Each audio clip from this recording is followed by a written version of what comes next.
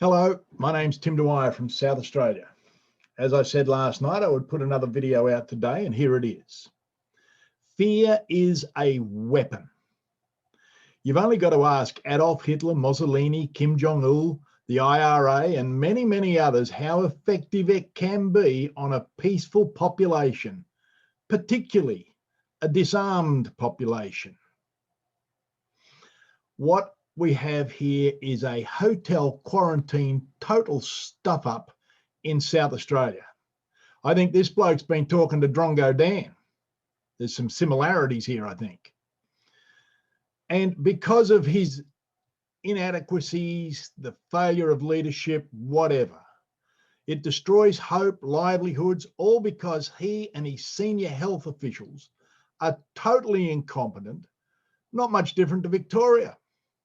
It's almost the same playbook. We're going to go early. We're going to go hard. We're going to do this. We're going to do that. Whatever happened in Australia where the standard joke was, how do you know a politician's lying to you? Because their lips are moving. Nothing's changed. They can't be trusted. And my question to you, Mr. Marshall, is the truth too hard for you to speak? What is the exact definition of terrorism, I ask? Well, the use of violence and threats to intimidate or coerce, especially for political purposes. The state of fear and submission produced by terrorism or terrorization, a terroristic method of governing or resisting a government. How much are your fines for breaking your little laws? $1,000, $5,000, terrorizing people. You can't be trusted to speak the truth.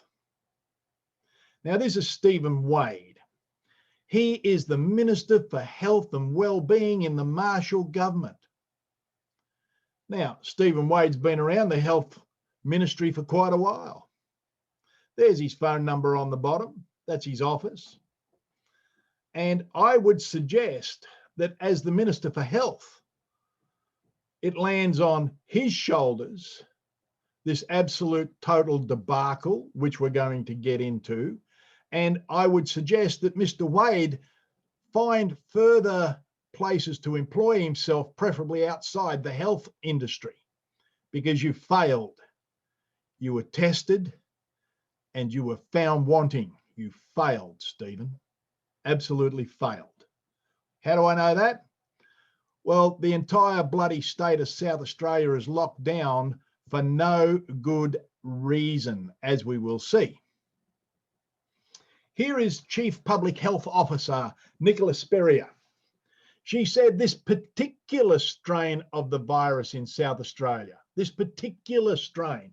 Now, isn't that interesting? We've now, if you listen to their words, they're now weasel wording. We have a different virus here.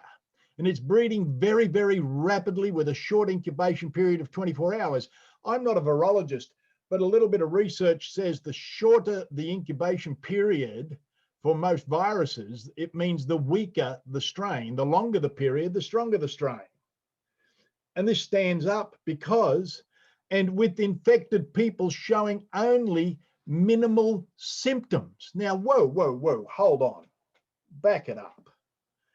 This woman, a professor, under her advice, we've shut down the entire state for a virus that for those who are infected, only showing minimal symptoms? What? We don't have 10, 15, 20 dead people? We don't have hospitals full? Only minimal symptoms? I've put zero trust all over that page.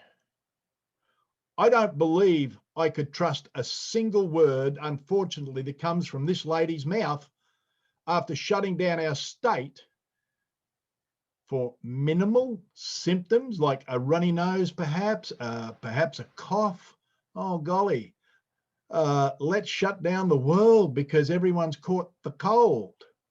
This is a scam of biblical proportions, and I use that word in its true sense. This is a sheet that they put out the other day about what the shutdown's all about and what will happen after the initial 6 days of restrictions. Is it is anticipated a further 8 days of lesser restrictions will follow for minimal symptoms, but these will be detail and provided in the coming days. Now look at this, penalties for fines will be issued to individuals of $1,060 and $5,000 for businesses who disregard the restrictions. The restrictions for minimal symptoms. We have, I think they said, 3 people in hospital as a precaution because of their age. You have shut down a multi-billion-dollar state, Marshall and your mob. For what? The trust factor here, as I said last night, it went past 0 at midday, full throttle, still heading south. And I will guarantee you it is not looking for the brake stick anywhere soon. I think you will tank this state. ScoMo's trying to tank the whole friggin' nation. We are in trouble, people. South Australian government support for SA COVID-19 cluster isolation payment. This is why they're lining up by the thousands, because there's potentially a $300 payment for you being tested if you have to isolate. Now they're paying people to try and find a germ that has mild symptoms. Damo sent me these. These are the numbers. November the 13th, 0 cases, 2,251 tested, 0 positive case rate. November the 14th, 3 cases, 2,354 tested, 0.13 positive test rate. November the 15th, 4 cases, 2,036 people tested, 0.20 positive test rate. November the 16th, 18 cases, 1,873 tested, 0.96 positive test rate. November the 17th, 5 cases, 4,500 tested, 0.11 positive test rate. November the 18th, 2 cases, 9,659 tested, 0.02 positive test rate. November the 19th, 0 cases, 12,059 people tested, 0.00 test rate. We don't even get a 1%. And if you're infected with this deadly disease, if you're one of the ones, you have an approximately 1 in 3,000 chance of dying. You shut an entire state down for this. People of South Australia, if you're watching this, just get the hell out of your house. There's no disease out there that's going to kill you. This is ridiculous. The World Health Organization. Let's get some facts going here. Some more facts, perhaps, rather than just a mild symptoms, right? Influenza A viruses are further classified into subtypes. And we've got to figure out where these symptoms are coming from. According to the combinations of the, and I can't even pronounce the darn word, the HA and the NA, the proteins on the surfaces of the viruses currently circulating humans are subtypes A, H1N1 and H3N2 influenza viruses. And for the fact checkers, I've put the link there that you can go and check everything. Oh, I wonder, could H1N1 and H3N2, could they be related to corona? Oh, anyway, worth looking up. Again, this is the fact sheet of this year's flu shot. And there's the FDA, the government media. There's the download. You can go and get it. I'm not bullying you. This is the truth. Active substances. Oh, look at this. H1N1, H3N2. Would it be possible, too big of a stretch of your imagination, to think that if you've had a flu shot, you might also be carrying something which has mild symptoms? Well, you got to have your flu shot. You got to have your flu shot. I wonder why the big push was to have the flu shot. Oh my goodness. And then of course, here's the old nutmeg. Multi-doses presentations, thimerosal, the mercury thing, 12.5 micrograms, right? And 25 micrograms. I just want you to try and figure this out. The question here is, how much mercury would you be allowed to give your children? Well, 0. Why? It's deadly. It's a neurotoxin. But it's okay for it to be given to you by a doctor or the chemist or the government. That makes it not a neurotoxin. Anyway, just a thought. Just want you to think about that. And here we go. Now, I've put this here for a particular reason, right? And you can look all this up. There's the link for it. You can go to it. I don't mind, right? By taking the vaccines, and everybody's gone vaccine mad. Now, whether you want to take a vaccine, good on you. You go and do it. If you don't, good on you. Don't.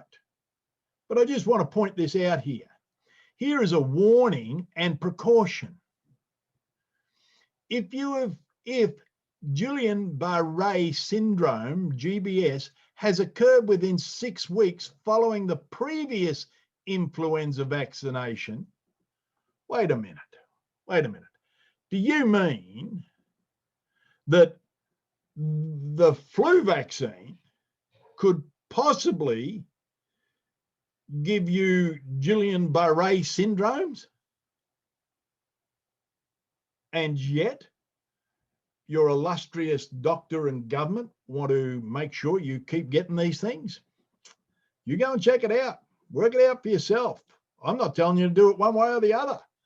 All I know is if they're coming out with a vaccine that will stop the COVID-19, but hang on, wait a minute. The South Australian health person just said it's a different strain that we've got to be careful of. So how do they get a vaccine to cover all these different strains? Oh, I've got an idea. We've got a thing called an immune system. It's worked for thousands and thousands of years. It's an amazing thing. Anyway, you might want to look into that too.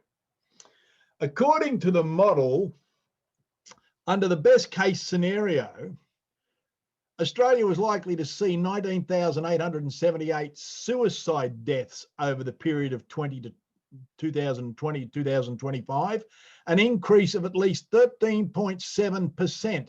Thank you very much, Mr. Government. Thank you very much, ScoMo. Thank you very much to the senior health officer that we had when all this started, when he told the country that over 200,000 Australians are likely to die because of this. He put the fear of God, he shoved terror down the heart of every man, woman, and child. That in itself is an act of terrorism. I have had a guts full of various governments, nodding heads, public servants who have been paid far too much to do far too little, scaring the living shit out of every Australian man, woman, and child to the point where they'll run around muzzled every day so as that they don't catch some bug that has mild symptoms. The best case scenario also forecast that there would be 173,000 hospitalizations from self-harm and 1.6 million mental health related ED presentations in that period. Fear is the destroyer of hope. That's what you have done. That's what you are doing. That's what the premiers of every state in this country have done. That's what the health ministers of every state in this country have done. That is what the Prime Minister has done. There is zero trust in any of you. Do not question your officials. Please accept your new normal. You've got to remember, this deadly COVID-19 only has a 99.98 survival rate of those who contract it. Ladies and gentlemen, my name's Tim Dwyer. I have lost respect and trust in every politician sitting in this country today. We cannot trust them. They are being paid by the United Nations and the World Economic Forum, and that's another video for another day. They are not here, unfortunately, to serve you and I. We are cannon fodder in their quest for power. Our problem is not civil unrest. Our problem is civil rest. We stand idle and do nothing. And then they bring the police in who act like Nazis. They did in Victoria, and there's no need to believe that it'd be any different here in South Australia. Ladies and gentlemen, you and I have got a real fight on our hands. Thank you so much.